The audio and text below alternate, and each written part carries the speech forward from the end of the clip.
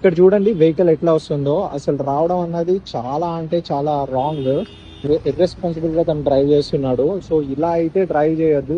Hi friends, నేను మీ అక్క rider blogs. ఈ రోజు మనం ఎపిసోడ్ వచ్చేసి yellow flashing light and series వచ్చేసి మనకి రోడ్ సైన్స్ గురించి చెప్పాలి. ఎల్లో ఫ్లాషింగ్ లైట్ అన్నది కనిపిస్తుంది కదా, దీన్ని చూసి కన్ఫ్యూజ్ అయితే అవ్వద్దు. ఇది బేసికల్ గా ఏంటంటే it's not a mandatory sign, it's a cautionary sign. Cautionary sign అని అంటే జాగ్రత్తగా చూసుకుని డ్రైవ్ చేయాలి. సో ఎల్లో ఫ్లాషింగ్ లైట్ బేసికల్ గా ఎక్కడ ఉంటుందని అంటే మీరు చూసే ఉంటారు, ఎక్కడైతే రెడ్ సిగ్నల్ అయిన తర్వాత ఎల్లో ఫ్లాషింగ్ లైట్ అన్నది ట్రాఫిక్ లో వస్తుంది సిగ్నల్ క్లోజ్ అయ్యే టైంలో. ఎందుకనంటే స్లోగా చూసుకుని వెళ్ళమని. అండ్ సెకండ్ రీజన్ ఏంటంటే జంక్షన్స్ ఉంటాయి కదా, ఆ జంక్షన్స్ లో ఏంటంటే ట్రాఫిక్ కంట్రోల్ అని ఉండదు.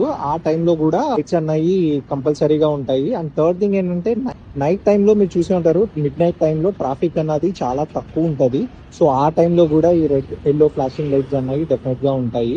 సో దీని మీనింగ్ ఏంటంటే ఏ టైం అయినా సరే ఎక్కడైనా సరే కూడా ఈ లైట్ మీరు డ్రైవ్ చేస్తున్నప్పుడు కొంచెం అబ్జర్వ్ చేసుకుని వెళ్ళండి సిగ్నల్ లైట్స్ ని. ఈ సిగ్నల్ లైట్ కనుక కనబడుతుంది కనుక డెఫినెట్ గా వెహికల్ అన్నది స్లో డౌన్ చేసి అటు ఇటు చూసుకొని వెళ్ళండి. సో ఇవి చెప్పడం కోసమే నేను ఈ సిరీస్ అన్నది స్టార్ట్ చేశాను. నా సిరీస్ నేమ్ వచ్చేసి రోడ్ సైన్స్ గురించి చెప్పాలి. నేను ఎవ్రీడే ఒక సైన్ గురించి చెప్తాను. ఈ ఇన్ఫర్మేషన్ మీకు నచ్చితే కనుక లైక్ అండ్ సబ్స్క్రైబ్ అయితే చేయండి.